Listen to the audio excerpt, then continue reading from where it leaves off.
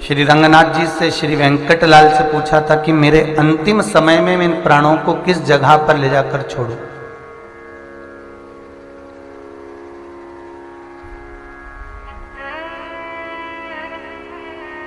एक स्थान ऐसा बता दिया जाए जहां पर हम जाकर अपने प्राणों को छोड़ सकें, हम अपने प्राणों को निकाल सकें, और उसके बाद में फिर हमारा जन्म नहीं होना चाहिए। फिर हम जन्म और मृत्यु के जो चक्कर हैं उसको ना काटें, और जन्म मृत्यु के चक्कर से निकलकर हम एक ऐसी जगह पहुंच जाएं कि जहां से फिर हमारे वापसी हो ही ना।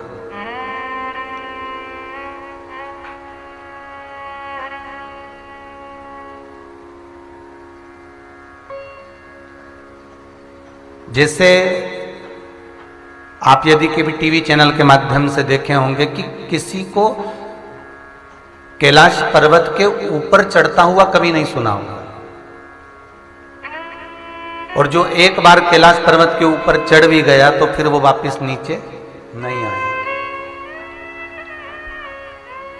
ना भारत से, ना चीन से, ना तिब्बत से, कहीं से भी एक फ्लाइट भी कैलाश बाबा के ऊपर से नहीं जाती।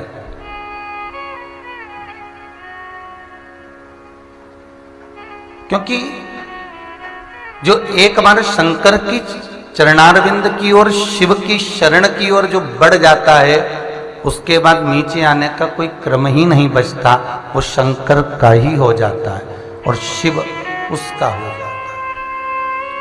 श्रीमद् वल्लभाचार्य जी ने पूछा कि मेरा अंतिम समय में कहाँ निकालूं, अंतिम समय में इन प्राणों को कहाँ छोड़ूं। तो श्री गोवर्धन नाथ जी जतिपुरा में विराजमान होकर मेरे गिरिराज बाबा कहते हैं कि आप काशी में जाकर प्राणों को छोड़ दीजिए,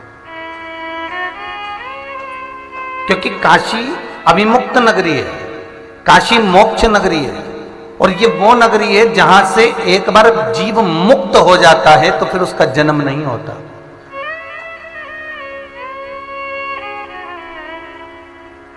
जो एक बार भगवान शिव का हो गया, फिर पुनरपि जननम पुनरपि मरणम के प्रपंच से छूट गया, फिर उसका जन्म नहीं है।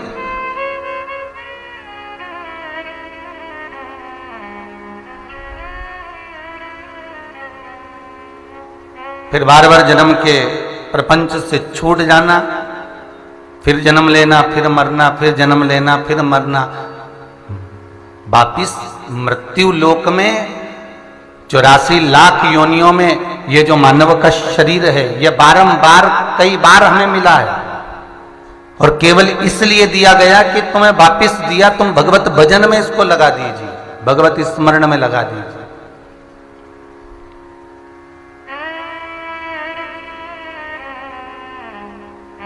पर हम तेरी दुनिया में आकर खो गए, कर ना पाए हरि भजन और सो। इस संसार में आने के बाद हमने कोई ऐसा कर्म करा ही नहीं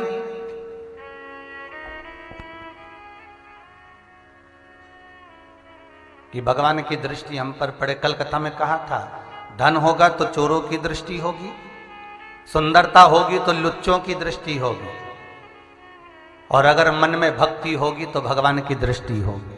उसकी दृष्टि जरूर लगेगी और आपके ऊपर पड़ना भी चाहिए। उसकी चौखट तक, उसके दरवाजे तक, उसके द्वार तक जब हम पहुंचे, उसके भले वो आंख बंद कर कर बैठा हुआ, भले वो नेत्र बंद कर कर बैठा हुआ, भले उसके नेत्र बंद हो, पर कोई ये विचार न करे कि शिव हमको देख ही नहीं रहा है तो हम जाकर करेंगे क्या, भगवान शंकर हमको निहार ही नहीं रहा है तो हम जाकर करेंगे क्या। नहीं, भले वो ना देखे, तेरे मंदिर में आना मेरा काम है और मेरी बिगड़ी बनाना तेरा काम। बस उसकी चौखट तक पहुंच जाओ, उसके बाद मर्जी उसकी, वो क्या करे, मन उसका है। और इस मृत्यु लोक में कई बार पहले भी कहा, आज फिर कहते हैं कि हमारे जन्म का केवल 2 कारण है। एक जो पूर्व में कर कर आए हो, उसका भोग तुमको यहीं पर भोगना है, और दूसरा भगवान का भजन कर कर अपने पूर्व के किए हुए कर्मों को धीरे धीरे काटना है। हाँ, ये जरूर है कि परिवार का भरण पोषण करो, परिवार में रहो, नाते रिश्ते कुटुंब कबीले में रहो, पत्नी बच्चे कुटुंब कबीला ये सारा है, इसको संभालो, संभालना तो पड़ेगा। भगवान शंकर भी तो संभाल रहे हैं अपने परिवार को, तो इससे पीछा मुंह नहीं मोड़ना अपन को। कई लोग कहते हैं हम तो इतने दुखी हो गए महाराज, एक तो नौकरी नहीं लग रही, दूसरा ये काम नहीं हो रहा, तीसरा वो काम नहीं हो रहा, हम तो मर जाए तो अच्छा। तो हमारा निवेदन है, मरना एक मरो मरो सब कोई कहे, मर के देखे कोई, मरो तो ऐसा मरो कि फिर संसार में जन्म ना होई। अगर मरने का शौक ही चल रहा है तुमको और तुम्हें लग गया कि भाई हमको तो मर नहीं है, तो मरो, कौन मना कर रहा है, पर मरने का तरीका चेंज करो। अब ये जो रस्सी बांध के मरने का तरीका पुराना फैशन हो गया है? और ये गोली दवाई खाकर मर गए, ये भी पुराना फैशन हो गया हमारा। पानी में डूब के मर गए, ये भी पुराना फैशन हो गया। गाड़ी के नीचे आ गए, ट्रेन से कूद के मर गए, ये भी ओल्ड फैशन हो गया। न्यू फैशन ला, और वो फैशन ये व्यासपीठ से केवल एक ही है कि भगवान का भजन करते करते, शंकर की आराधना करते करते, स्मरण करते करते प्राणों को त्याग दो, तो दूसरी बार जन्म ही नहीं होगा बस।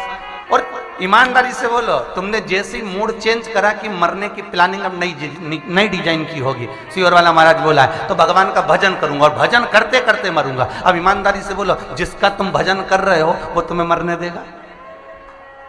तुम भजन करो तो, एक बार उसकी शरण में जाओ तो, एक बार उसके चरणों में पहुंचो तो, जब तुम एक बार उसके हो गए तो फिर सीधी सीधी बात है, जो छोरी छोरा को चाहे, जो छोरा छोरी को चाहे, वो उसके लिए तो प्राण निकाल दे। मैं तुम्हारे बिना रह नहीं सकता, नहीं मैं तो मर ही जाऊंगा, तो क्या अपन तो शादी कर ले, मरे मत। तो भगवान को अगर तुमने एक बार अपना बना लिया, भगवान के तुम अगर एक बार हो गए, एक बार भगवान की भक्ति में रम गए, एक बार स्मरण में रम गए, एक बार भगवान की भक्ति में अगर डूब गए, तो फिर मरने की प्लानिंग तुम्हारी है, पर वो मरने थे तब तो।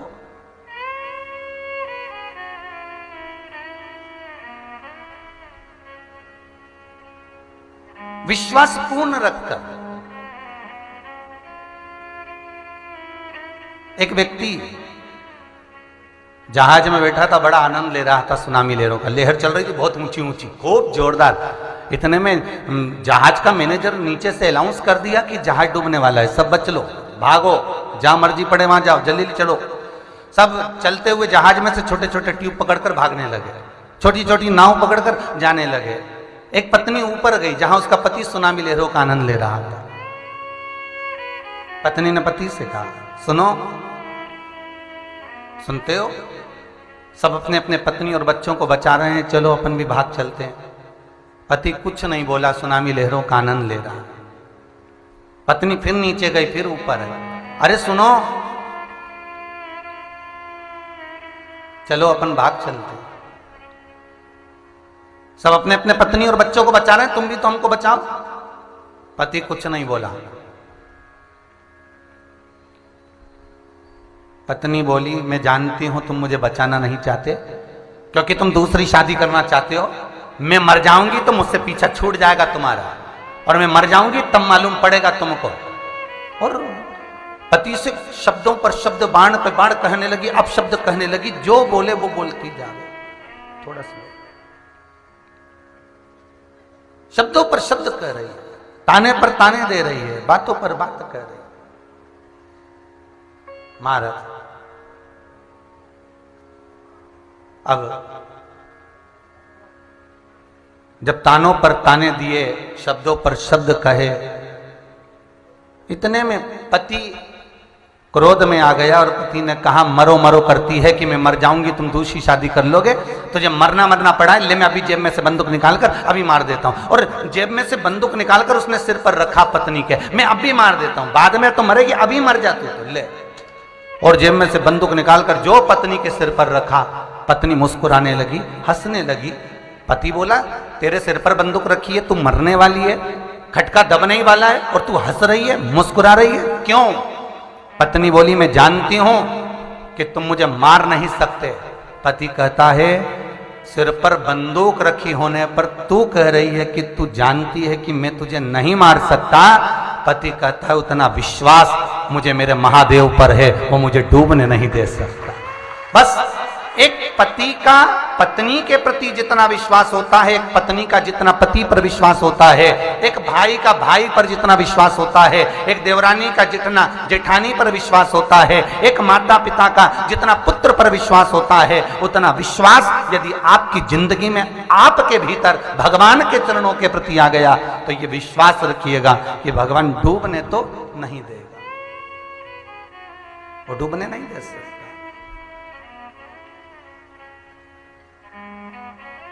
पर विश्वास में भगवान को छल नहीं चाहिए।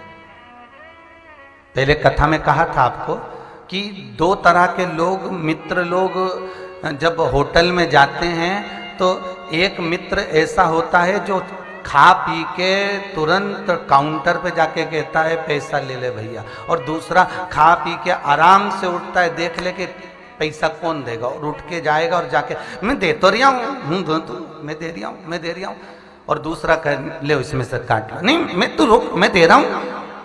अरे तो 25 बार तो तूने बोल दिया कि दे रहा हूँ, दे दे। परंतु जेब में हाथ ले जाए ना फिर निकाल ले, फिर जेब में हाथ ले जाए फिर निकाल ले।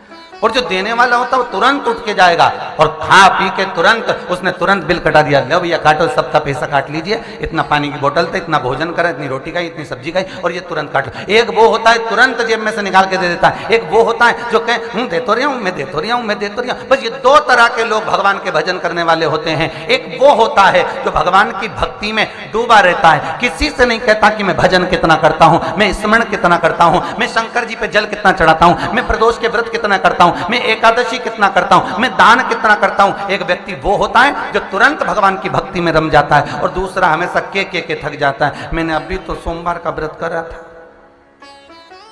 मैंने अभी तो पशुपति व्रत करा था, मैंने अभी तो ये क्रम किया था, के करता।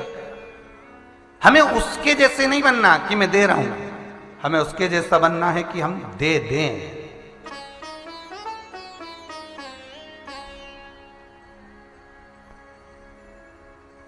और एक बार जिसकी चित्त वृत्ति में भगवान शिव समाहित हो जाता है, एक बार जिसकी चित्त वृत्ति में भगवान बैठ जाता है, फिर वो भटकता नहीं है महाराज, फिर नहीं भटकता।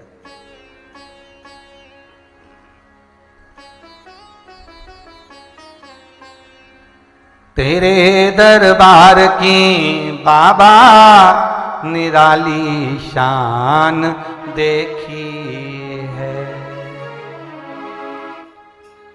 तेरे दरबार की बाबा निराली शान देखी है, तुझे देते नहीं देखा पर झोली भरी देखी है। वो देता है, बस दिखाकर नहीं देता, दिखाकर नहीं देगा। ओ मैंने सारे सहारे छोड़ दिए, बस तेरा सहारा काफी है। सब दूर से ठोकर खाली, हर जगह हो आए, हर जगह पहुंच गए, अंत में जब कहीं ठोर ना मिला तब उस शिव की शरण में आकर बैठ जाओ, उस भगवान की शरण में जाकर बैठ जाओ। कहीं राम, कहीं कृष्ण, कहीं शिव की चरणारविंद जहां मिल जाए, आपकी चित्त वृत्ति जिसमें रम जाए। फिर निवेदन करूंगा, जिससे आपकी अच्छी पटे उसको पटाओ। राम से पटे, राम को पटा लो। भगवान कृष्ण से अच्छी पटे, भगवान कृष्ण को पटा लो। माता जी का स्मरण करते हो, माता जी से अच्छी पटे, माता जी को पटा लो।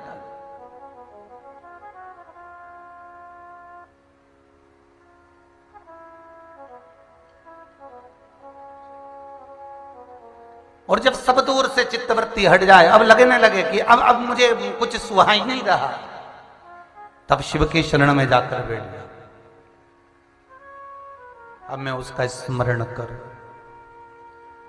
हाँ ये जरूर है, कई लोग कहते हैं महाराज हम ये कर लिए हैं उसके बाद भी हमारा दुख नहीं कटा, तो समझ लेना कि कुछ तुमने जो करा तुम्हारे करने में जरूर कुछ ना कुछ गलत हुआ है, इसलिए भगवान शिव उसको स्वीकार नहीं कर पा।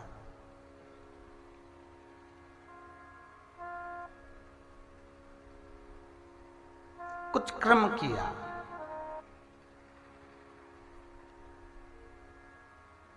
और जो कर्म हम पहले कर कर आए हैं उसका भोग तो हमको भोगना ही है। वो कौन भोगेगा? बस इतना जरूर है, भगवान विष्णु जो देते हैं वो भाग्य के अनुकूल देते हैं।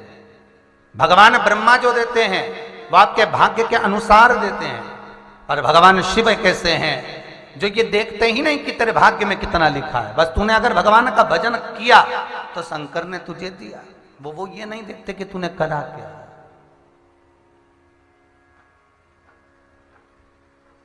स्वयं भगवान विष्णु भी कई बार भगवान शिव से कह दिए प्रभु जरा सोच समझ कर तो दिया करो। भस्मासुर को आशीर्वाद दे दिया, जिस पे हाथ रखो वही भस्म, उसने प्रैक्टिकल तुम पे कर लिया। जरा विचार करो महाराज।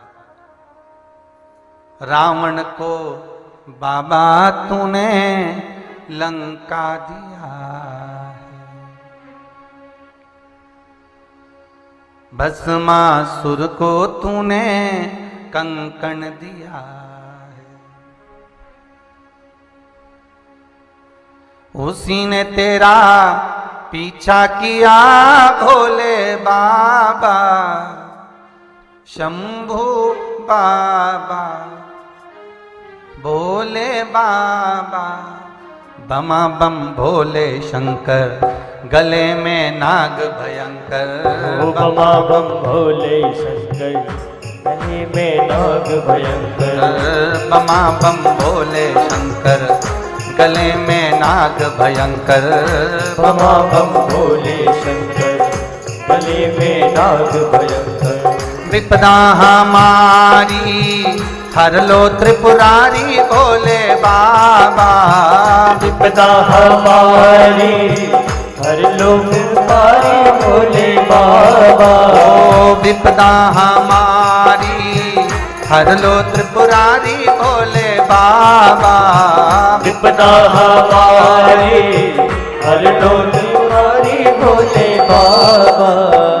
बमा बम भोले शंकर गले में नाग भयंकर।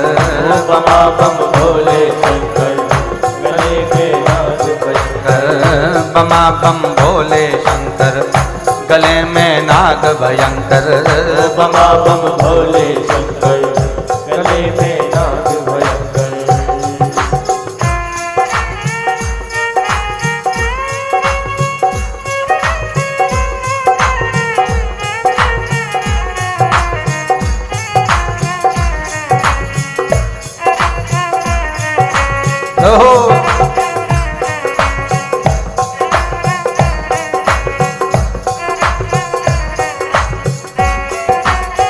रावण को बाबा तूने लंका दिया है। रावण को बाबा तूने लंका दिया है। रावण को बाबा तूने लंका दिया है। रावण को बाबा तूने लंका दिया है। भस्मासुर को तूने कंकण दिया है। भस्मासुर को तूने कंकण दिया है। उसी ने तेरा पीछा किया भोले बाबा। उसी ने तेरा पीछा किया भोले बाबा। शंभो बाबा भोले बाबा। बमा बम भोले गले में नाग भयंकर। बमा बम भोले शंकर गले में नाग भयंकर। बमा बम भोले शंकर गले में नाग भयंकर। बमा बम भोले शंकर गले में नाग भयंकर। विपदा हमारी हर लो त्रिपुरारी भोले बाबा। विपदा हमारी हर लो त्रिपुरारी भोले बाबा। ओ विपदा हमारी हर लो त्रिपुरारी भोले बाबा। विपदा हमारी हर लो त्रिपुरारी भोले बाबा। बमा बम भोले शंकर गले में नाग भयंकर। बमा बम भोले शंकर गले में नाग भयंकर। ओ बमा बम भोले शंकर गले में नाग भयंकर। बमा बम भोले शंकर गले में नाग भयंकर। भगवान शिव की करुणा इतनी कृपा है बाबा की कि बाबा बिना सोचे समझे प्रदान कर देते हैं। बस वो सोचते नहीं है कि क्या देना है।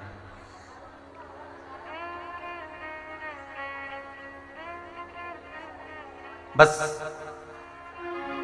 उनकी शरण में जो आया वो मिल गया। पर एक बात याद रखो, थोड़ा हमने जो पूर्व में कर्म किया है उसको तो हमें काटना।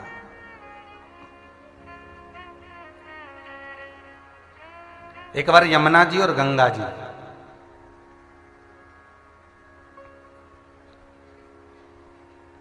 दोनों भगवान शिव के पास में गए और यमुना जी और गंगा जी ने दोनों ने जाकर भगवान शंकर से एक प्रार्थना करी। भूत बावन भूतेश्वर, हे शिव करुणा सागर त्रिकालदर्शी कैलाशी, हमारी विनती एक स्वीकार करिए। भगवान शिव ने कहा, यमुना और गंगा दोनों सामने खड़ी हो, क्या बात है, क्या चाहिए तुमको? आज दोनों आई कैसे हो, ये पहले तो ये बताओ कि तुम्हारे आने का कारण क्या है।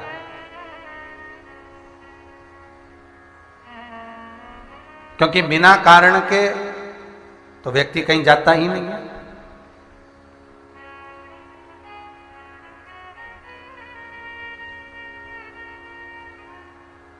बोलो आज क्या कारण है जो तुम दोनों यहां पधारी? गंगा और यमुना ने कहा, बाबा बात इतनी सी है कुबेरेश्वर महादेव, हे भोला भंडारी, हे भूतेश्वर, हे शिव, हमारा निवेदन केवल इतना सा है कि भगवान नारायण कहे कि कर्म की गति को भोगने पर व्यक्ति को फिर सुख का भान उत्पन्न होता है।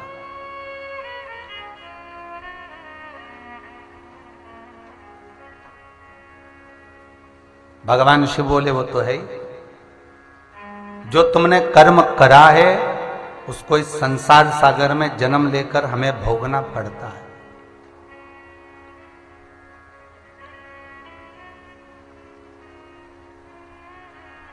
यमुना जी ने कहा, भोलेनाथ, गंगा को तो श्राप लगा था माता पार्वती का,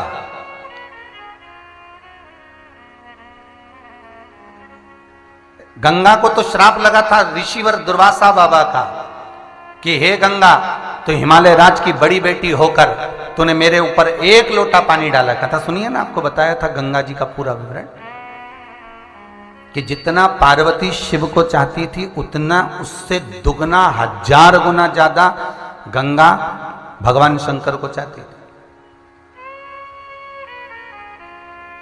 पर शिव को अपना बनाने के लिए, शंकर को अपना बनाने के लिए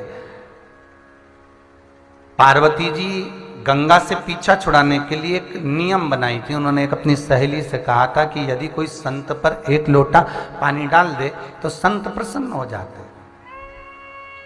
गंगा ने वही करा था, एक लोटा पानी उठाकर दुर्वासा बाबा पे डाल दिया और उनको श्राप लगा। दुर्वासा जी ने कहा, गंगा, तू हिमालय राज की बड़ी बेटी होकर तूने मेरा अपमान किया है, तो मेरा सम्मान नहीं कर पाए, एक संत पर तूने पानी फेंका,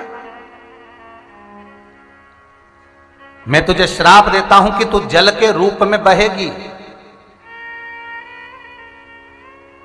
तो वो आज भी गंगा मैया पानी के वेग में, पानी के रूप में बह रही है।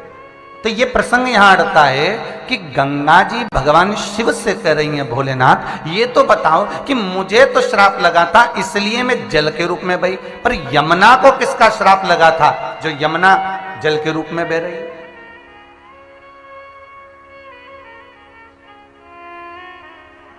करें आप लोगों ने दर्शन यमुना जी के? कभी मथुरा वृंदावन गए हो, गोकुल बरसाना गए हो, दिल्ली गए हो, यमुनोत्री गए हो, तो पटरानी यमुना जी कल कल कर कर बह रही हैं।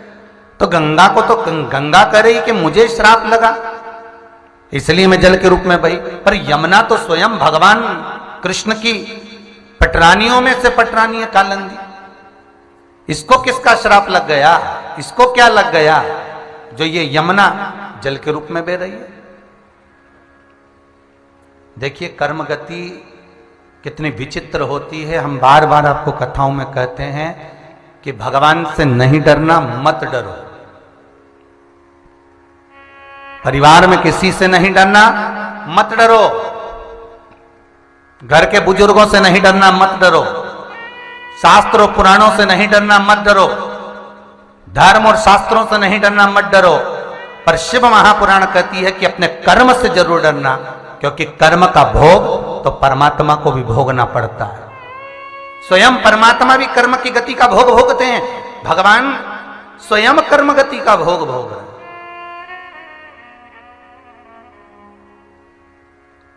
मृत्यु लोक में अगर आए हो तो भोगना पड़ेगा। तो यमुना मैया जल के रूप में क्यों हो गई? क्या कारण था ऐसा? बोलो रे भाई, तुम लोगों ने भागवत बहुत सुनी है, जल्दी बताओ। यमुना जी पानी के बेग में क्यों बही? भाई गंगा को तो श्राप लगा था इसलिए वो जल बन गई, पर यमुना क्यों पानी बन गई? यमुना तो कालिंदी थी, स्वयं भगवान कृष्ण की पटरानी। अब वो पटरानी जल के रूप में क्यों प्रकट हो गई? तो उसका कारण यहां शिव महापुराण कहती है, स्कंद पुराण वर्णन करती है, सुंदर विष्णु पुराण व्याख्यान वर्णन करती है, पद्म पुराण कहती है। भगवान शिव कह रहे हैं, अरे गंगा तूने बहुत सुंदर प्रश्न करा कि यमुना जल वेग में क्यों हुई। उसका कारण है, एक बार तुम दोनों बहन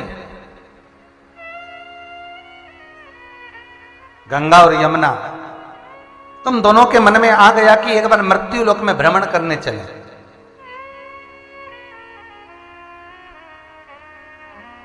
और दोनों मृत्यु लोक में चल दिए। जब मृत्यु लोक में दोनों चली, सुंदर स्त्री का रूप ले लिया,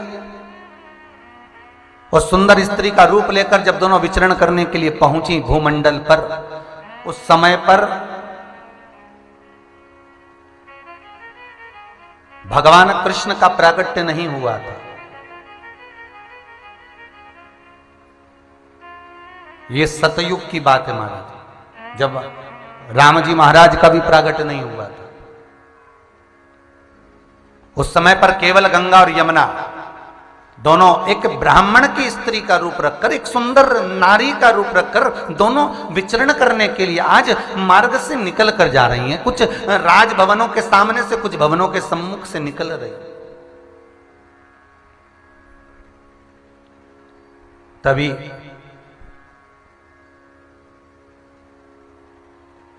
यमुना जी ने एक सुंदर खेत देखा जहां पर खूब सारी जौ की बालियां लगी हुई थी,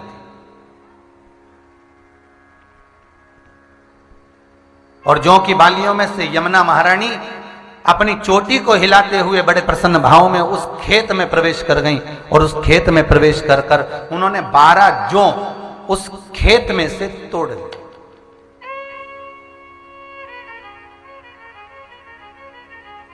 और 12 जौ खेत में से तोड़कर जो यमुना जी बाहर आई, तो गंगा जी ने कहा, यमुना तूने अच्छा नहीं करा। यमुना जी बोली, क्या अच्छा नहीं करा? अरे यमुना, तूने ये दूसरे के बगीचे में से, दूसरे के खेत में से ये तूने 12 जौ आखिर तूने तोड़ी तो तोड़ी क्यों?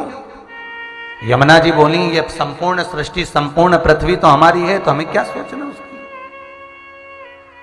नहीं नहीं यमुना, भले संपूर्ण पृथ्वी अपनी हो, पर जिसके हक में जो चीज है उससे बिना पूछे उठाना ये अच्छी बात थोड़ी ना। महाराज, आपको पहले कथा में कहा था 5 तरह के चोरों का व्याख्यान वर्णन करा था भागवत जी में, कि एक किसी की वस्तु को उठा ले वो भी चोर है, किसी के घर में बिना पूछे प्रवेश कर जाए वो भी चोर है,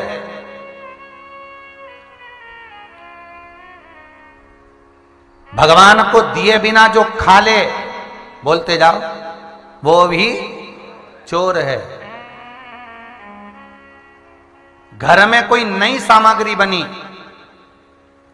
और केवल तुमने अकेले भोग कर ली तो वो भी चोर है। और एकांत में अपने पत्नी के साथ में अपने कमरे में बैठकर चुपचाप से 10 रुपए की गजक लाकर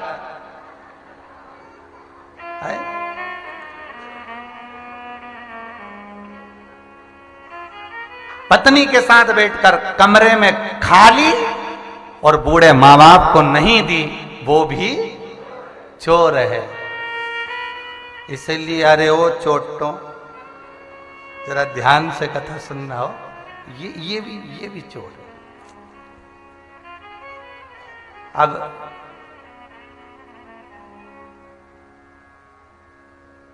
तो निवेदन है, ये 4 चोर तो जान दो, पर 5वें नंबर का चोर मत बनना रे भाइयों। 10 रुपए की गजक अगर लेकर आ रहे हो, 10 रुपए का सामान पत्नी के लिए ला रहे हो, तो उसमें 10 रुपए का बूढ़े माँ बाप के लिए भी लिया, क्योंकि बच्चे और बूढ़े को खाने की ललकता ज्यादा होती है। ठीक है, ठीक है, लिया है, दे दिया आपने, क्या जा रहा है उसमें।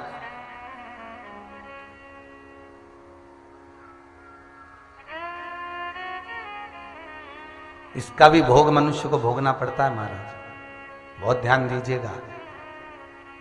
केवल यमुना जी के प्रसंग से जरा सुनिएगा कि कर्म की गति कितनी विचित्र है कि स्वयं पटरानी कालंदी भगवान कृष्ण की राजरानी कालंदी यमुना को भी जल के बेग के रूप में बहना पड़ा। जरा सा केवल 12 जौ के दाने दूसरे के खेत पे से तोड़ लिए थे। अब ऐसा काम तो तुम रोज का करो रही है। सवेरे सवेरे मंदिर में पूजन करने जाओ तो दूसरे के फूल के बगीचे में से फूल तोड़ के लिया।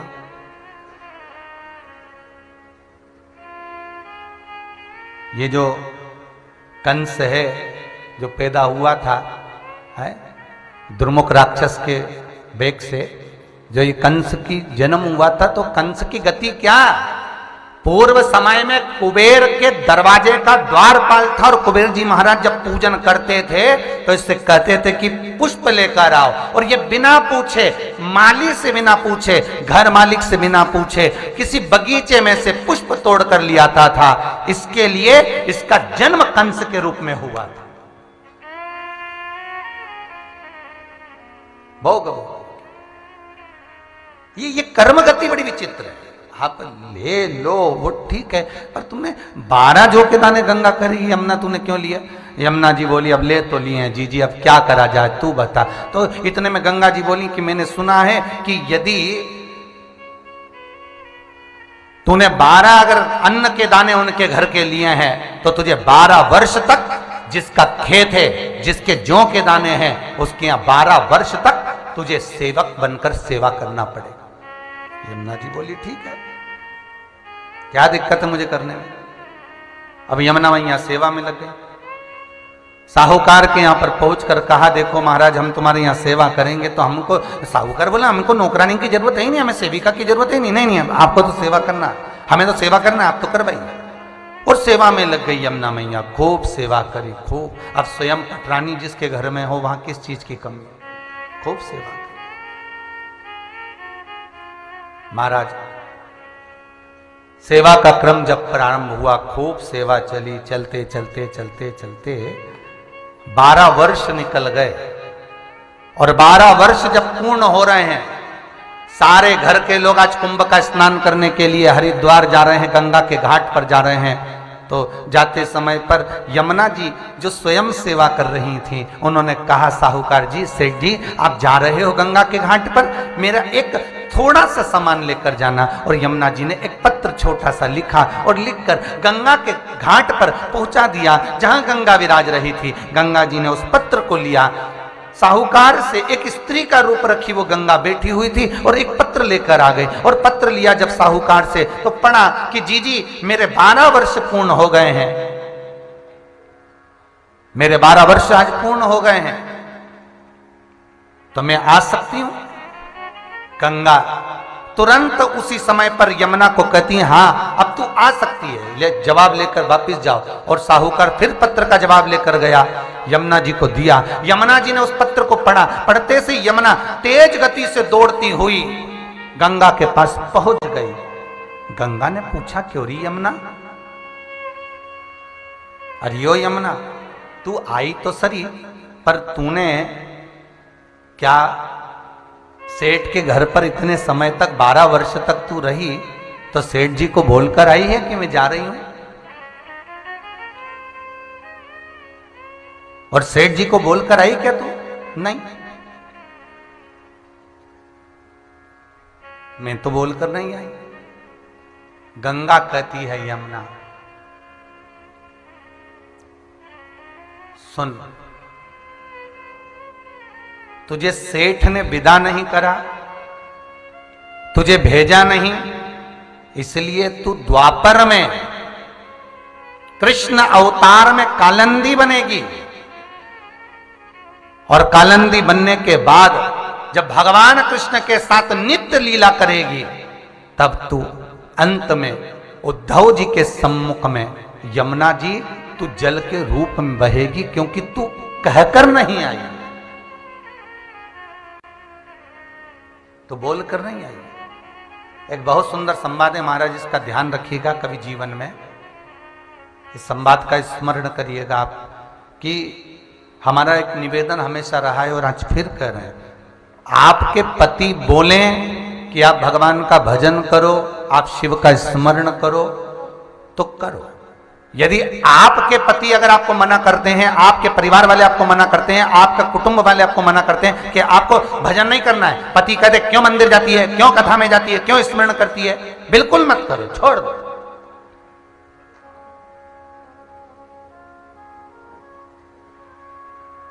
पति कौन? कल कथा में कहा था परमेश्वर। अरे जम के तो बोलो, पति कौन? परमेश्वर।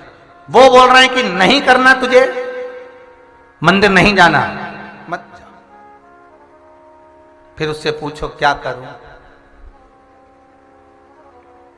यहीं रहे, ठीक है।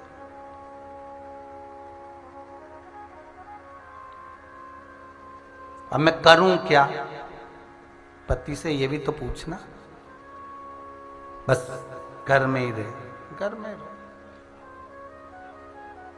घर में रहिए। पति कह दे कि तू व्रत मत कर, हाउ स्वीकार। आज किसका फोन था सुबह?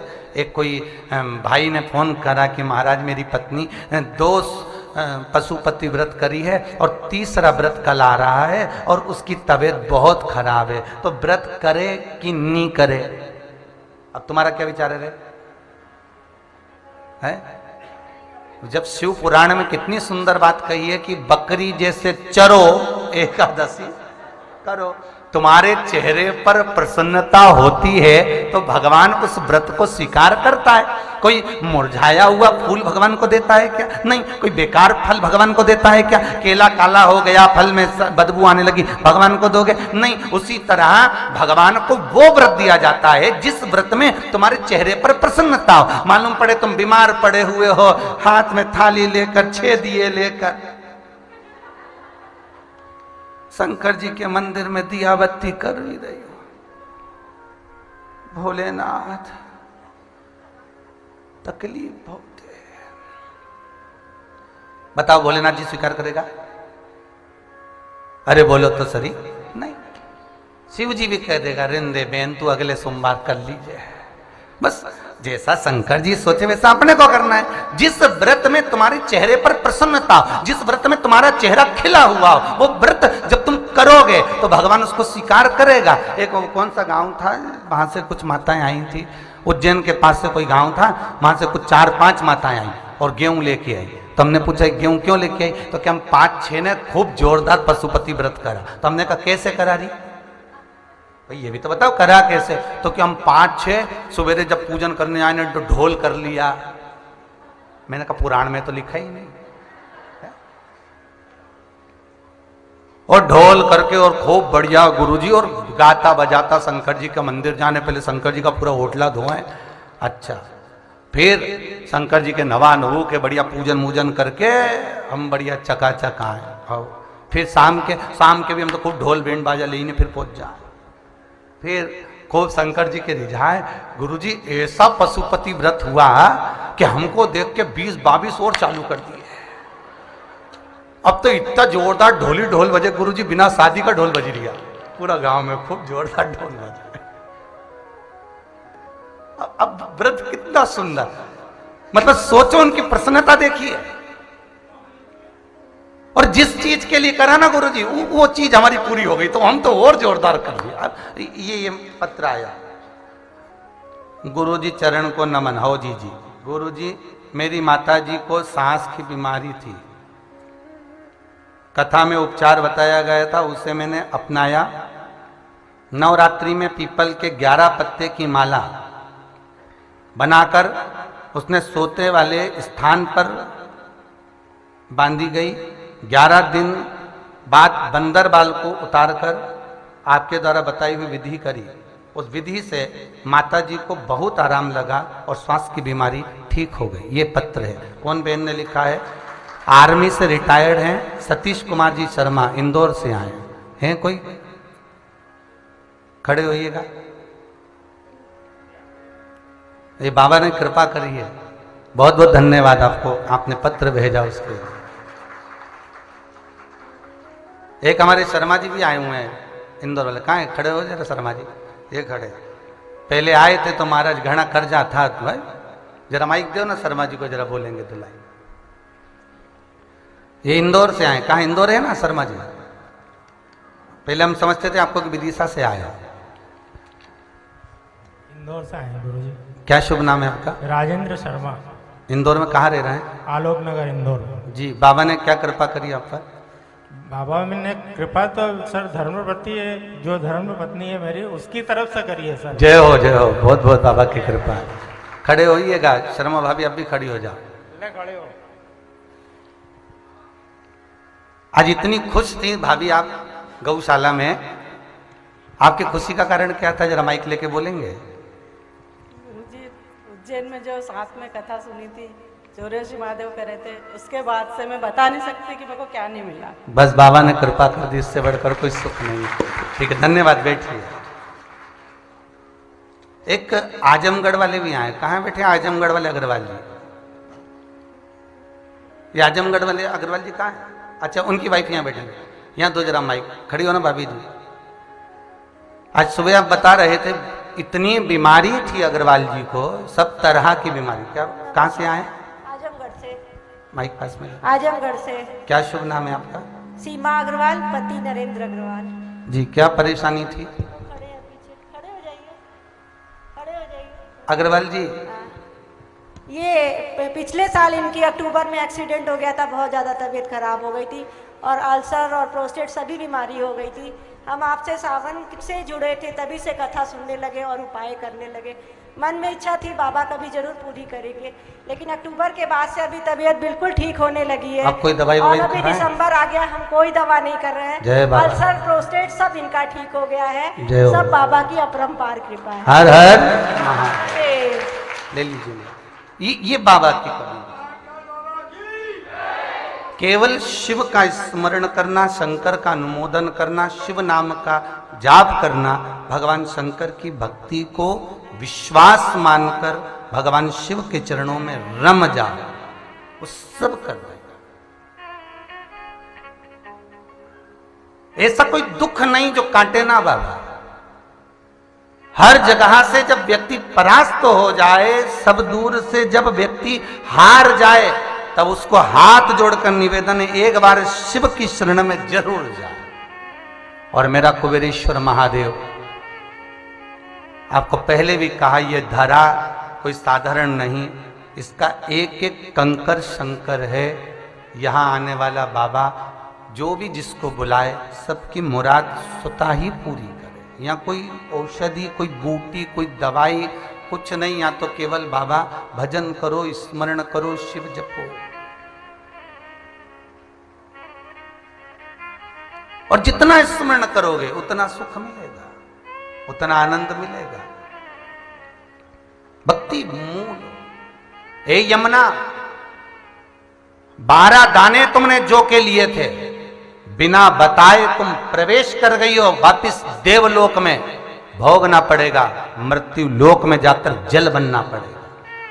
कर्म की गति कितनी विचित्र है। फिर निवेदन करेंगे, पति कहे कि मत जाओ, मत आओ। पति कहे कि मत भजन करो, मत करो। पति बोले कि तुम दान मत करो, मत करो। पति बोले व्रत नहीं करिए, मत करिए। जिस दिन भगवान शिव करुणा कर दे, बस भगवान से इतना जरूर करना कि मेरे पति को ऐसा बनाना कि मेरे साथ बैठकर आपका अभिषेक करे, तब मानूं मैं। और जब पति कहे तब कि अब मेरा मन है आज शिव का अभिषेक करना है, आज शंकर का अनुमोदन करना है, आज शिव का स्मरण करना है, आज शिव का नाम जाप करना है, आज मुझे भगवान शंकर की कथा का रसतत्व ग्रहण करना है, तो जीवन का सुख प्राप्त हो।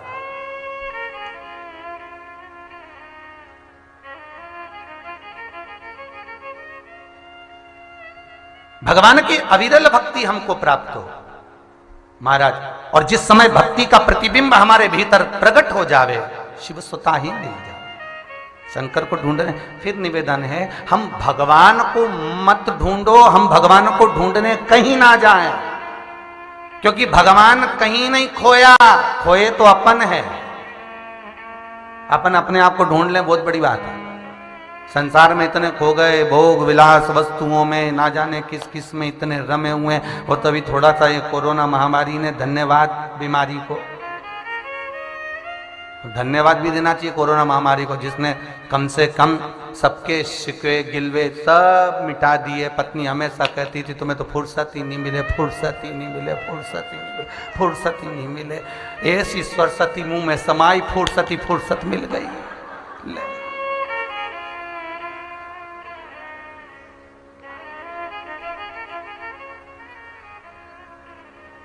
फुर्सत ही फुर्सत।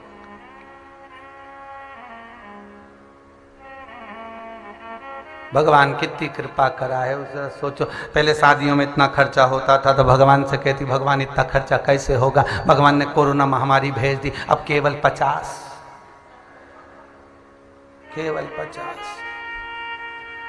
और उसमें भी तुम्हारी गिनती हो तो समझ लो कि तुम उनके अच्छे पहचान वाले हैं, नहीं तो यूं ही काम कहीं। और बचा कुचा था तो मरे में 20, क्योंकि सबको, सरकार को भी मालूम है इससे ज्यादा आते भी नहीं रहे। मरे में कौन जावे, 20 बस बहुत, उतना ही बहुत है। और 20 भी इसलिए दिया कि भाई टोकने वाला तो चाहिए नहीं, आधा रास्ता में छोड़ी ने भगी जाए तो, इसलिए वो भी भगवान ने कहा 20 दे दो इनको।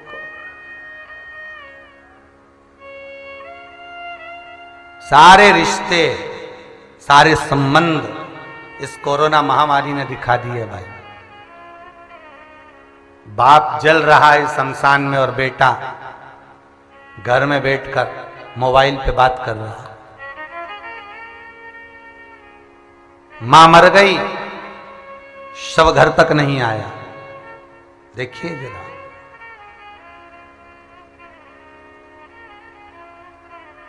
हमेशा होटलों में भीड़ रहती थी, अब की बार शमशान में भीड़ रही है। मुर्दे भी वेटिंग का इंतजार में पड़े हुए थे। विचार करिए जरा, कितना विचित्र समय है। क्योंकि भगवान दिखा रहा है, कालों का काल मेरा महाकाल ये दर्शा रहा है। और फिर निवेदन करूंगा, बड़ी से बड़ी बीमारी कोरोना जैसी महामारी भी अगर कहीं बहुत जैसा बड़ा रोग भी हो गया, घबराना नहीं।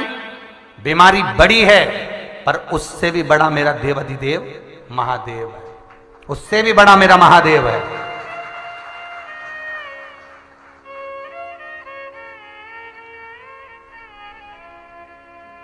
सबसे कठोर, पहले कथा में कहा था लोहा, उसकी तलवार बनती, बंदूक बनती, गुप्ती बनती, चाकू बनता, तो लोहे को अहंकार ना आ जाए कि मैं सबको समाप्त कर सकता हूं। और लोहे से ज्यादा कठोर अग्नि, जो लोहे को पिघला देती है।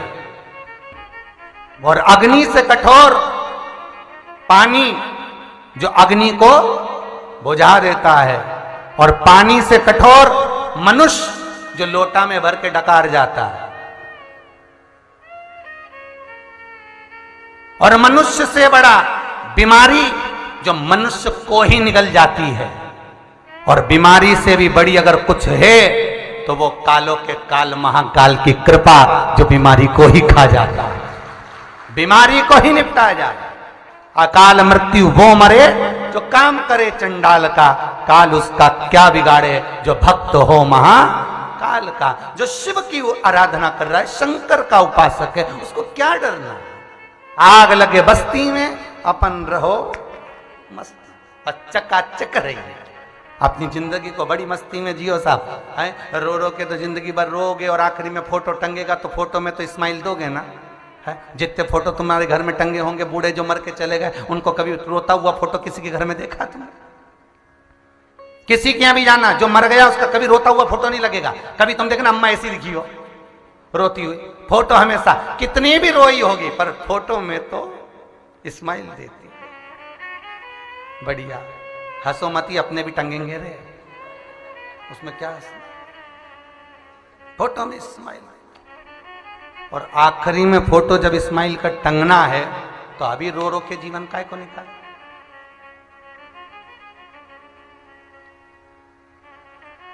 क्यों रो के निकाले? एक बार सतना से आए थे, वो कहे गुरुजी हम बड़े दुखी हैं। हमने कहा काहे रो रहे हो? रो मत, यहाँ आए हो ना, बड़े प्रसन्न रहो। जितने खुश होकर यहाँ से जाओगे ना, साल भर के अंदर वापिस ऐसी खुश होकर आओगे, पक्का है। ऐसी प्रसन्नता रहना चाहिए चेहरे पर। भगवान विश्वनाथ करुणा सागर त्रिकालदर्शी कैलाशी अविनाशी खूब प्रसन्न रखे आप, मुस्कुराते हो। मुरझाया हुआ पुष्प भगवान को प्रिय नहीं है। जब आप ठीक होएं तब प्रयोग करें, जब आप स्वस्थ रहें तब भगवान का व्रत करें। और फिर निवेदन है, जब तक हाथ पैर चलें खूब तीर्थ करो, भजन करो, दान करो, पुण्य करो, सत्कर्म करो। जिस दिन हाथ पैर चलना बंद हो जाए, घर को तीर्थ बना लो, कहीं नहीं जाओ। अब बने ही नहीं, दो चार को सहारा लेकर जाओ, बेचारी वो खुद भी तीर्थ नहीं कर पाए, क्या मतलब। भागवत जी में जड़ भरत का चरित्र आता है। राजा राहुगण पालकी में बैठकर जा रहा था और पालकी उठाने वाले के पांव में चोट लग गई तो जड़ भरत को लगाया गया। सुनिए भागवत जी, जड़ भरत को लगाया और जड़ भरत जब पालकी लेकर चला तो सामने से नीचे एक चींटी आ गई, जिसको देखकर लांग गया, लांगा, पालकी नीचे गिर गई। जब पालकी नीचे गिरी तब राजा राहुगण ने कहा मैं तेरे शीश को उतार दूंगा, मैं तुझे काट दूंगा। महाराज मार दो, परंतु एक बात बताओ कि तुम जा कर रहे हो पालकी में बैठकर? पालकी में बैठकर? मैं तो अपने गुरु के दरवाजे पर जा रहा हूं। जड़ भरत, जड़ मतलब पागल, और भरत को लोग पागल इसलिए कहते थे क्योंकि बड़े भाई ने लात मार कर निकाल दिया था कि तू खेत पर गया और तूने चिड़िया नहीं उड़ाई। राम जी को खेत और राम जी की चिड़िया, बाहर निकाल दिया। राजा राहुगण से जड़ भरत कह रहे हैं तुम जा कर रहे हो गुरु के दरवाजे, और गुरु के दरवाजे जा रहे हो, पालकी में बैठकर जा रहे हो। अगर गुरु के द्वार जाना है तो पैदल जाइए, तीर्थ जाना है तो पैदल जाइए, भगवान के मंदिर जाना है पैदल जाइए, नाम स्मरण करना है, भक्ति चित्त धारण करना है, पैदल जाओ। राजा राहुगण को ज्ञान दिया। राजा राहुगण बोला मैं राजा महाराजा और मैं पालकी में ना जाऊं ना, पैदल जाओ। राजन, किसी की जान दुखाकर यदि आप तीर्थ कर रहे हो तो वो तीर्थ का कोई फल है क्या? उस तीर्थ का कोई फल नहीं।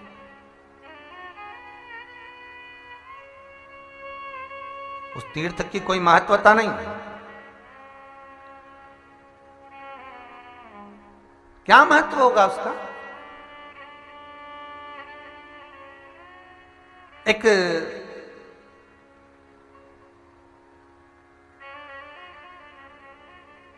लड़का सूट बूट पहनकर ससुराल जा रहा है।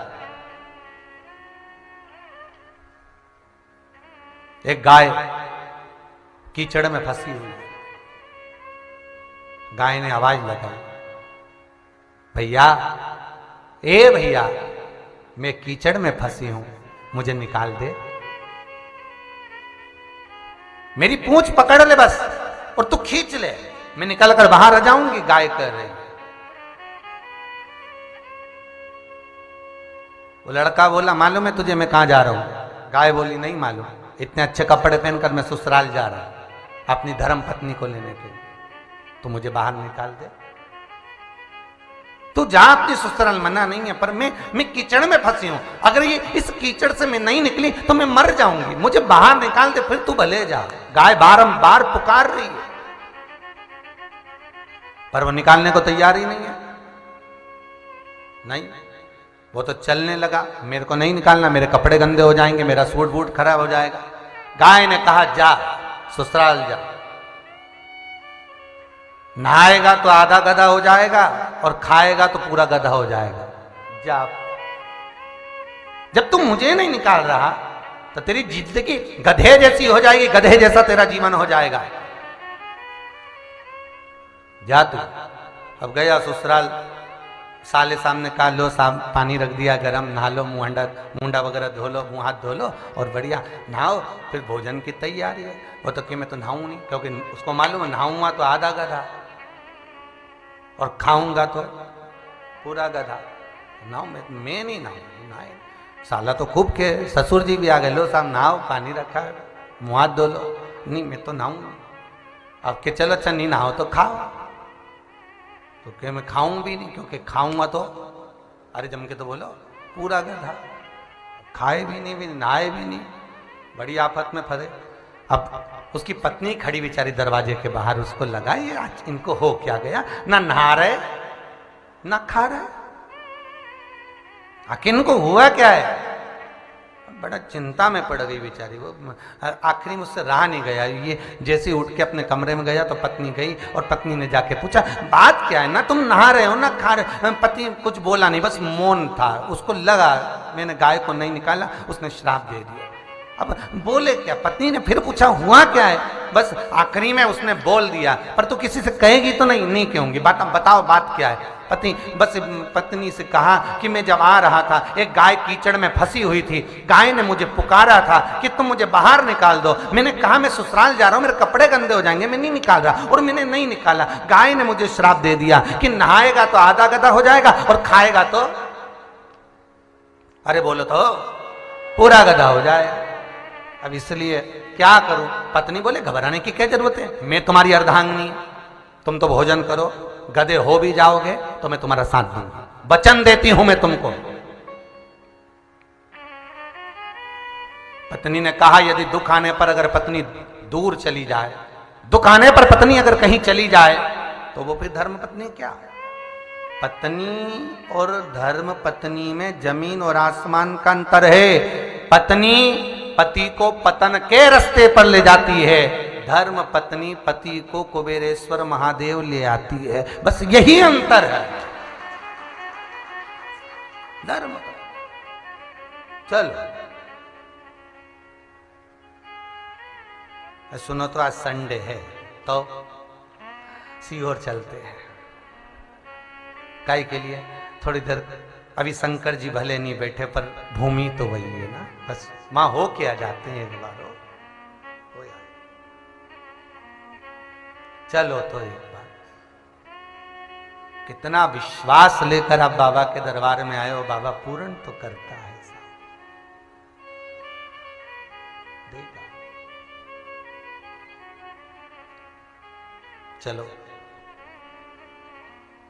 मैं धर्म पत्नी हूं आपकी, आपका साथ दूंगी, आप भोजन करो, अगर गधे भी बन गए आपको छोड़ूंगी नहीं।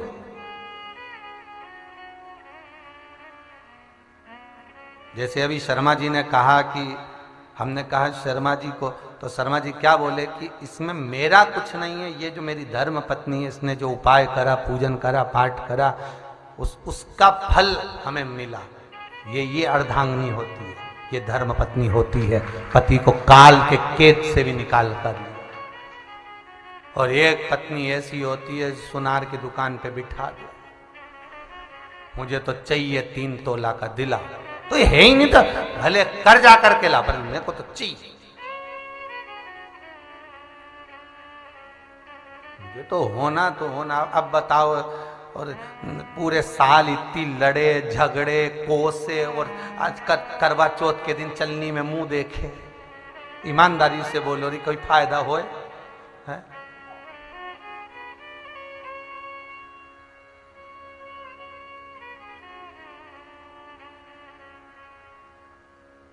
क्या फायदा? एक पत्नी के पति का जन्मदिन था। पत्नी ने सोचा झगड़ूंगी नहीं, क्योंकि आज इनका जन्मदिन है। सुबह से उठ के तैयार मैयार होकर रोज 8-9 बजे उठती थी, आज 6:30 पे उठ गई। बादाम का हलवा बनाई थी, रात के बादाम गलाई से तो लेके आ गई, लो जी हैप्पी बर्थडे टू यू, खाओ। और पति को दिया। पति ने कहा थैंक यू, धन्यवाद, लिया। सुनो, आज अच्छे से व्यवहार करूंगी, लड़ूंगी नहीं, क्योंकि आज तुम्हारा जन्मदिन। अब ये बोलने की जरूरत थी क्या? अरे मन में रख लेती कि नहीं झगड़ेगी। और पति को खिलाया पिलाया, तो जाने लगा ऑफिस। सुनो जरा जल्दी आ जाना, आज अपन होटल चलेंगे हो, क्योंकि आज तुम्हारा हैप्पी बर्थडे टू यू है। हाँ, पति भी बेचारा जल्दी आ गया, तैयार होने लगे, जाने की तैयारी। पत्नी बोली, ये देखो तैयार होती होती आई, चोटी करते करते, और कि सुनो आज तुम्हारा जन्मदिन है, आज मेरा मन कर रहा है कुछ गिफ्ट आपको दूं, बताओ क्या चाहिए। आज मेरा बहुत प्रसन्न हूं, क्योंकि आपका जन्मदिन है, जो मांगोगे मैं वो आज आपको दे दूंगी, पक्का। पति बोला रहने दे तो चल। और पति जूते पहनने लगा, दोनों निकल। पत्नी बोली नहीं, पहले बताओ, मेरा मन हो रहा है धोती कुर्ता दिला दूं क्या? नहीं नहीं नहीं, मेरे को कुछ नहीं लेना। अरे चलो चलो, लेट हो रहे हैं, चलो। पति ने कहा चल। पत्नी बोली मैं नहीं जा रही, पहले बताओ तुम्हें चाहिए क्या? आज मैं इतनी खुश हूं, तुम जो मांगोगे दे दूंगी। पति बोला तलाक।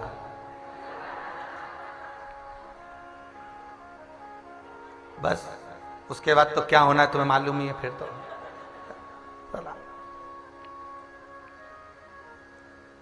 अब धर्म पत्नी वो हो जो पति को काल से भी निकाल कर लेकर आ जाए, वो धर्म पत्नी। तो कहा तुम चिंता क्यों करते हो? अगर तुम गधे बन भी गए तो मैं तुम्हें छोड़ूंगी नहीं। चिंता मत करो, मैं तुम्हारे साथ में हूं, जाओ खाना खाओ। देखें गाय ने क्या श्राप दिया। जैसे ही उसने नहाया खाया, नहाया तो आधा गधा हो गया, खाया तो पूरा गधा हो गया। अब बेटी ने अपनी माता से कहा, अब तो सब उस गधे से नफरत करें, सबने बाहर निकाल दिया, दरवाजा लगा दिया। बेटी घर के अंदर, गधा बाहर। इतने में बेटी ने कहा, माँ उसको बाहर मत निकाल, वो तुम्हारा दामाद। तो गधा दामाद बाहर निकाल। माँ आप विदा करो मेरी। माँ कहती बेटा किसके साथ विदा करें, दामाद तो आया नहीं। माँ जो गधा है बस उसी के साथ विदा करो। मां से कहकर बेटी ने जिद पकड़कर विदा ले ली। विचार करा मेरे पति को इस योनि से मुक्त कैसे करा जाए। केवल एक धर्म पत्नी ऐसी होती है जो पति को वो कितना कमा रहा है, कैसे कमा रहा है, फिर निवेदन करूंगा, दुकान पर बैठकर जो आपने कमाया वो परिवार के लिए कमाया, अपनी पत्नी के लिए, अपने बच्चों के लिए। ऑफिस में बैठकर जो कमाया वो पत्नी और बच्चों के लिए कमाया, व्यापार में जो कमाया वो पत्नी और बच्चों के लिए कमाया। पर इस कथा के पंडाल में बैठकर टीवी के सामने शिव महापुराण की कथा श्रवण कर रहे हो, ये जो पुण्य की कमाई आप कर रहे हो, ये पत्नी और बच्चों की नहीं, ये आपकी खुद की है। ये कभी समाप्त नहीं हो सकती, ये कभी खत्म नहीं हो सकती। ये स्वयं की आप धर्म पत्नी को चाहिए। वो धर्म पत्नी, पति कमाए, क्योंकि पति को भगवान ने इसलिए भेजा है कि तू परिवार का भरण पोषण करेगा, और परिवार का भरण पोषण करेगा तो तुझे झूठ बोलना पड़ेगा, तुझे कपट करना पड़ेगा, तुझे बेईमानी करना पड़ेगी, तुझे प्रपंच करना पड़ेगा। और पति अपने परिवार का भरण पोषण करने के लिए झूठ भी बोलता है, कपट भी करता है, छल भी करता है, बेईमानी भी करता है, क्योंकि उसको परिवार को बढ़ाना है, आगे लेकर जाना है। वो झूठ भी बोलेगा, प्रपंच भी करेगा, छल भी करेगा, बेईमानी भी करेगा, क्योंकि वो पति है। तुम्हारे नाम के आगे लिखा है धर्म पत्नी, मतलब उसकी कमाई में से एक अंश निकाल लो थोड़ा सा और कहीं धर्म में, पुण्य में, सत्कर्म में लगा दो तो पति को भी बैकुंठ ले जाओ और खुद भी चले जाओ, उसको भटकने मत देना। वो स्वतः, ये शिव महापुराण कहां से चालू हुई है? चंचुला देवी से। चंचुला देवी के पति का नाम बिंदुक, और बिंदुक पानी में डूबकर मर गया, प्रेत की योनि में पड़ गया। पत्नी को लगा इसकी मुक्ति कैसे होगी। चंचुला देवी को मालूम पड़ा कि काशी में जाओ, अभी मुक्त नगरी है काशी, मोक्ष नगरी है काशी, वहां जाकर भजन करो। काशी में गई, शिव महापुराण की कथा सुनी, गंगा नहाकर बाहर निकल रही थी, मर गई, प्राण छूट गए। प्राण छूटे तो पार्वती जी की सहेली बन गई। पार्वती जी ने पूछा तू मौन क्यों है, दुखी क्यों है, क्या बात है, तेरा चेहरा उतरा क्यों है? मेरा पति को मुक्ति नहीं मिली, मुझे मिल गई। पार्वती जी की मैं सहेली बन गई, पर मेरा पति तो प्रेत योनि में भटक रहा है। क्यों चिंता करती है? शिव महापुराण की कथा करवा। किससे करवाऊं? जा देवऋषि नारद के पास। नारद जी से पूछा आप कथा कर दोगे? नारद जी बोले मुझे तो श्राप लगा हुआ, मुझे श्राप लगा है, मैं कथा कैसे कर सकता हूं, एक जगह बैठ ही नहीं सकता। फिर मेरा एक मित्र है तुमरुका, वो कह सकता है, जिसका घोड़े का मुंह लगा है, शरीर मेरे जैसा। पहुंच गए तुमरुका जी के पास, उससे विनय करा। वो कहता है कर तो दूंगा शिव महापुराण, पर तुम बेधव्य हो, विधवा हो।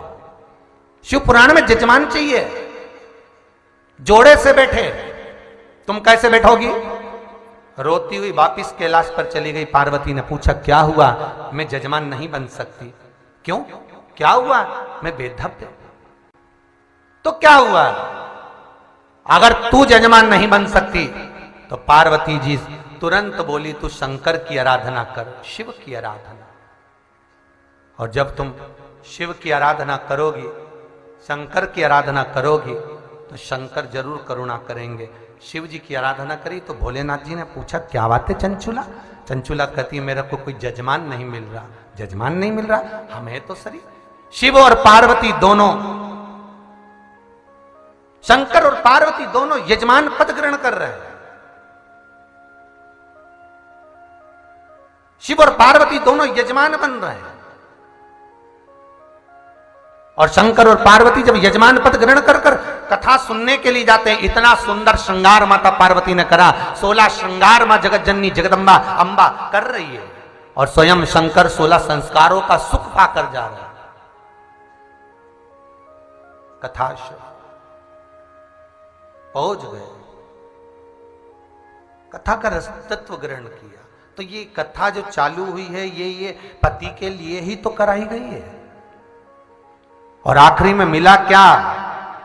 स्वयं तुमरुका जी जब पोथी को विराम देने लगे, शंकर भगवान ने पूछा तुमरुका जी दक्षिणा बोलो, तुम्हें दक्षिणा क्या दी जाए कथा बांचने की, बोलो तुम्हें दक्षिणा क्या दें? तब तुमरुका जी ने कहा भोलेनाथ अगर दक्षिणा देना चाहते हो तो शिव महापुराण की कथा में जो बेधव्य स्त्री, विधवा नारी कथा को श्रवण करे, वो अगले जन्म में बेधव्य ना हो पाए, पति का उसको लोक मिले, वो अखंड सौभाग्यवती होकर जाए। शिव महापुराण की कथा जो कुंवारी कन्या श्रवण करे उत्तम वर को प्राप्त करे। जो पुरुष शिव महापुराण की कथा को श्रवण करे उसकी मनोकामना पूर्ण हो। जिस कामना से जो व्यक्ति शिव पुराण को सुने उसकी वो कामना मात्र आपकी पुराण सुनने से पूरी हो जाए। ये शिव की कथा, ये शिव की कथा केवल श्रवण करने से, केवल सुनने से। अब बोलो, एक प्रेत योनि से छुड़ाकर देव योनि में ली आती है कौन? धर्म पत्नी देव योनि में, और एक वो होती है जो होटल में ले जाके बिठा देती, बिल चुकाओ, न्यू ईयर आ रहा तो जाना है हमको। कहा पति खुश हो गया, चलो मायके जा रही होगी, पूरे लॉकडाउन में नहीं गई। कहाँ जाना? होटल। वो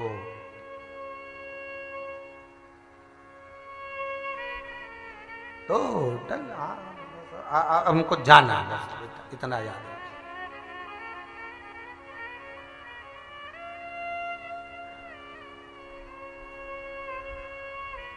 एक होती तो कहती न्यू ईयर आ गया, तो जानना है कहाँ, बस जहाँ शिव की कथा हो रही हो, 1 दिन 2 दिन 2.5 दिन 3 दिन आधी में पुनी, बस वहाँ पहुँच जाऊँ, कथा सुन लूँ, बहुत है।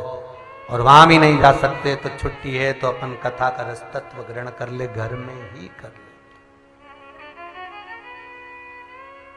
घर में।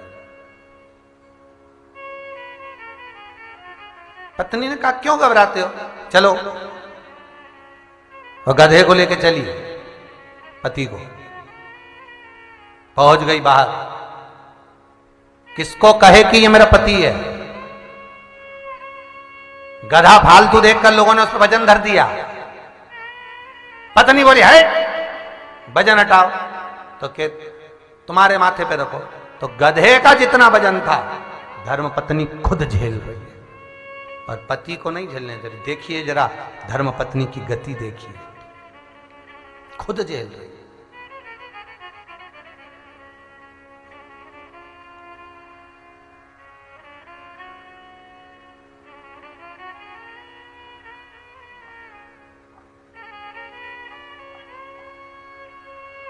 अब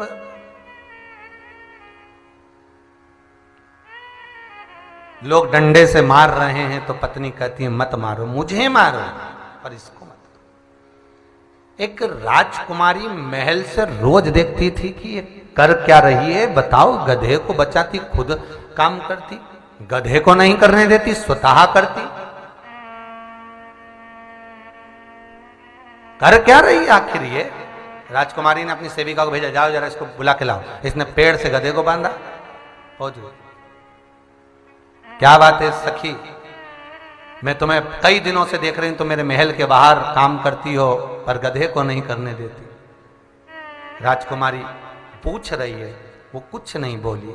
राजकुमारी ने कहा मुझे बताओ, तुम्हारी दशा देखकर मुझे लग रहा है कि तुम विपदा की मारी हो, तुम विपदा की मारी हो, बताओ बात क्या है, क्या हो गया ऐसा, बोलो। बस